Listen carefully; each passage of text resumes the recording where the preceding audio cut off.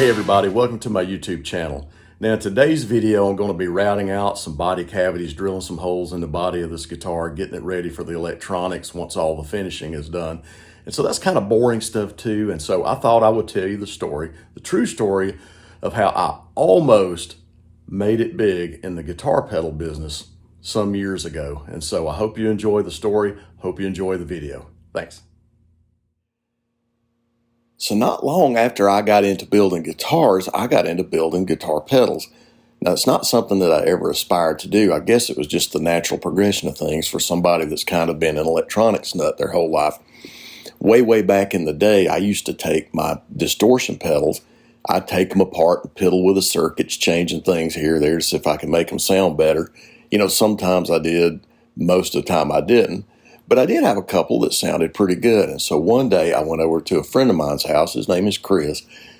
He's a guitar player, much better guitar player than me. And we were just going to do a little picking and grinning. And I brought my pedals, and just so happened he had basically the same pedals I had, just the unmodified version. And he thought mine sounded pretty good. And he said, do you think you could build a distortion pedal from scratch? And I said, well, I don't see why not. I mean, all these circuits are pretty basic. And he said, well, if you can come up with one that sounds good and we can build it together, I can sell it. You see, Chris has been in sales his whole life. He's good at it. He's still in sales. And I said, you mean we could sell it like for money? And he said, yeah, for money. And I said, are you sure? He said, yes. And I said, well, I'm all about that. I'm all about extra money because, I'm just a regular guy with a job and a house payment. And in those days, I had two small kids. And so any extra money would certainly be welcome. And so for the next few weeks, I set about prototyping up some circuits and just going back and forth on some things. And as it ended up, we had three pedals. We had two overdrive pedals and a distortion pedal. And we let some friends hear them, and they thought they sounded pretty good. And so we decided to go ahead and invest a little money and build a first batch of them. And so I designed some proper circuit boards. We had those manufactured. We got our enclosures, put kind of that first batch together, and they were pretty well received. Folks that knew us and that played guitar thought they sounded good. And, the local music store kind of folks, they thought they sounded pretty good, and we sold out that first batch. And, in those days, this was probably early 2005, the boutique pedal business just wasn't blowing and going like it is now. I mean, you had Full Tone, and you had Robert Keeley, and you had Z-Vex, and Analog Man, of course, and I think the Klein guy, what's it, Bill Finnegan, I think is his name. Maybe wrong. But there were some, but it just wasn't tons like it is now. I mean, now you can't go outside and sling a dead cat without hitting a new overdrive pedal or something like that. And I'm not trying to offend you cat lovers out there. That's just an old country saying. My grandma used to say, it just means there's a lot of them around, but it wasn't so in those days. And so we decided to build a second batch and a third batch. And, as things went on, I kind of got the itch to recreate the old Ross 2-knob compressor. And so we ended up with one of those. Sound pretty good. It was like a quiet version of that compressor. And so we had 4 pedals. And we decided to do a trade show. And by this time it was 2006. And so we decided to do the Dallas International Guitar Festival. And so we busted our butts, made a bunch of extra pedals, threw them in his car with our display things and all that, and carted ourselves out to Dallas.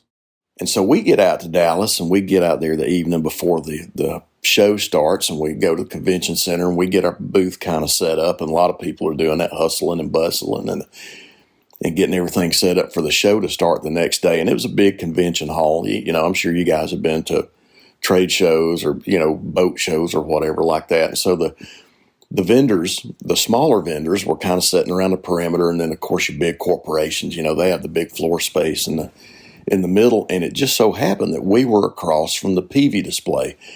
Now, Peavey in those days was just rocking. They had a lot going on. It's kind of a shame how they've declined over the years, but in those days, they were just coming off of having Eddie Van Halen and the 5150 stuff, but they got the 6505s. They got these high gain tube amps. They have their vintage sounding tube amps and the hybrid amps, and custom shop guitars, custom shop basses. They were just getting into the electronic stuff, plus all of their their pro audio stuff. Peavey just had a lot going on, and Joe Satriani was one of their artists. They had the JSX amps, the heads and the combos and things like that too. And so they had probably 5 or 6 guys over there from Peavey that was in their booth. And over the next couple of days, some of them would kind of come over and hang out with us and check out the pedals, or we'd go over there and hang out with them a little bit. You know, they were from Meridian, Mississippi, just old country boys like us. And so we kind of got to know them a little bit over those couple of days. And it was a really cool show. A lot of cool stuff happened there. It was successful for us. And too many good stories to tell in this video. Maybe I'll tell some on down the road. But long story short, when the show was over, we're all packing up. And a couple of the Peavey guys come over, and we exchange contact information, and they say, look, sometime in the next couple of weeks, once y'all get home, get unwound from the show and everything, give us a call. We want to have you come over to Meridian, and we'll show you around. We'll show you the headquarters, and we'll go visit the custom shop and all this, and just kind of see what we do. And we thought, well, heck yeah, that sounds like fun. And so we got everything packed up and carted ourselves back to Birmingham.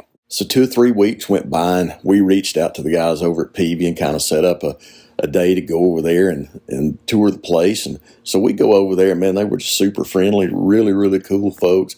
Their corporate headquarters are awesome. I mean, you should go online and just take a look at some of the pictures, the way they've got the inside of it done and display of their products and stuff like that. I hope it's still like it was back in those days, but it was really cool. Had a great time. They took us to another part of the city over there where their guitar shop was, their custom shop. Met the custom shop manager over there. His name was Tim, super cool guy. They took us to another place where they were working on some of their digital stuff, and we didn't get to see everything there because of,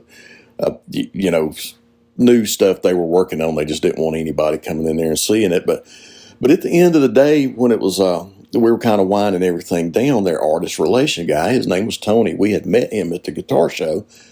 He says, well, y'all come on in here in my office. I got something I want to talk to you about. And so we went in there and sat down, and he says, I guess you know that Joe Satriani is one of our artists. And I say, well, yeah, I love that amplifier you do for him. It's on my list. I want one of these days. And he says, well, Joe is really pushing us to build a line of pedals. I said, okay. And he says, but Hartley Peavey, the boss man, he says he's just pretty adamant he does not want to do pedals. He tried way back in the day. I think maybe it was in the 80s or something like that. And he lost a whole bunch of money on it. So he's really not interested in doing pedals. But they've agreed to let me talk to somebody if we can, have some that's already done. And maybe we just partner up and don't have to invest a lot of money, blah, blah, blah, whatever. Maybe he would consider doing it. And I said, okay. So by this time, our interest is peaked, right? And so he pulled out an NDA. We signed the NDA, and he said, Joe wants to start with a chorus pedal. He said he just wants something very basic, very simple, 2 knobs, not even stereo, just a real good sounding analog chorus pedal. He said, and we're probably going to name it the Ice 9. He said, we already been talking about it. And he said, would y'all like a shot at building a chorus pedal and bringing it back over here, and let's hear it and see if Joe likes it, and then we can just move on, and maybe y'all can do these pedals for us for Joe.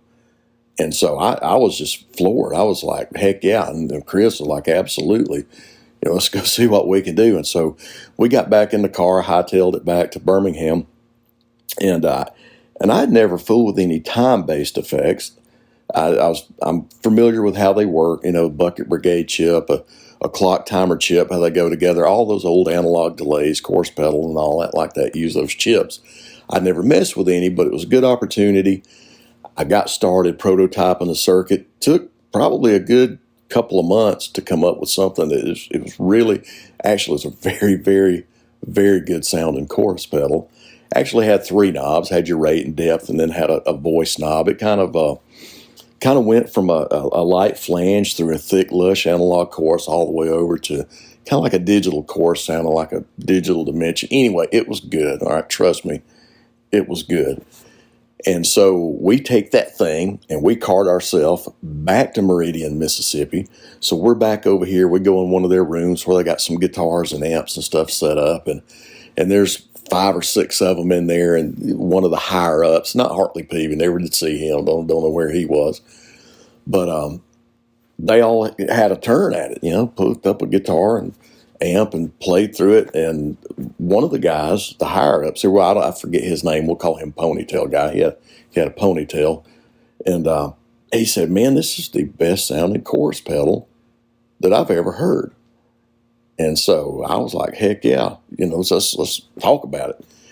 And so we go back to a conference room and kind of going back and forth. Hey, are y'all going to build it? Or are we going to build it? Or, you know, let's get it to Joe and see what he thinks. And if we do this way, just a lot of that, you know, back and forth, and didn't come to any kind of agreements or anything then. They were going to talk about it moving forward and what we needed to do. And so we jumped in the car, headed back to Birmingham. And look, my head was so big. I'm talking about it. It was so big it wouldn't fit through a double barn door greased up with bacon grease. I was a mile high, right? I mean, you couldn't tell me nothing. And so over the next couple of weeks, we had talked to him a little bit back and forth about some other little details of things.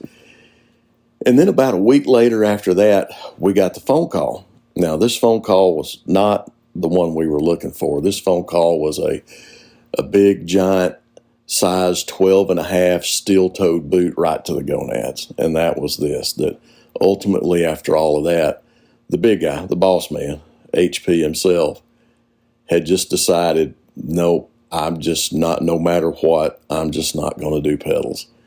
And so all of that was a non-starter. It was a done deal, not happening. And so we were devastated. I was devastated. I mean, just to go from such a high, you know, to such a low, it's hard to describe. And so we decided to go on, though.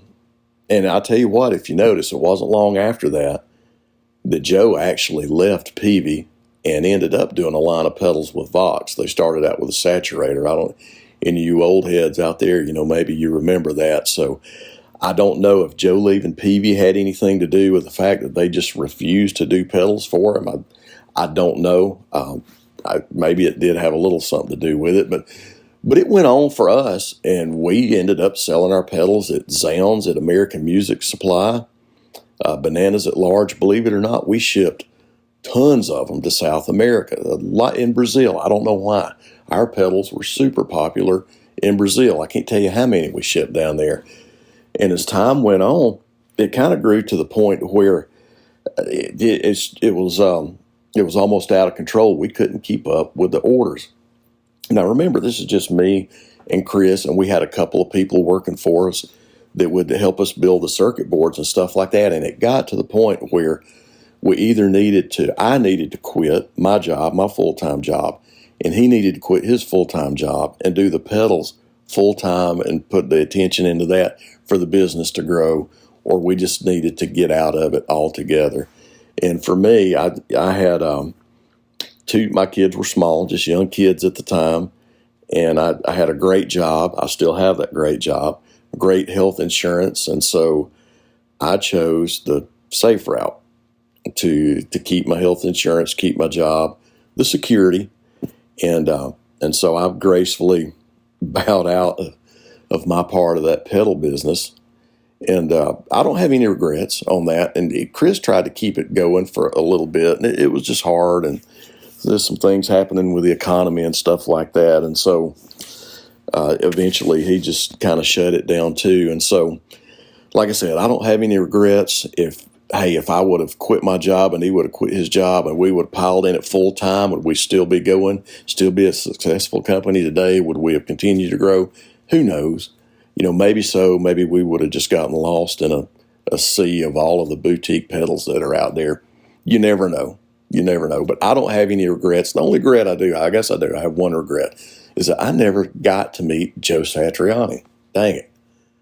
And I'm still disappointed about that to this day. But that is a true story of how we almost made it big in the pedal business. I hope you enjoyed the story, and I hope you enjoyed this video. And, you know, if you like these kind of stories, like I said, they're true stories.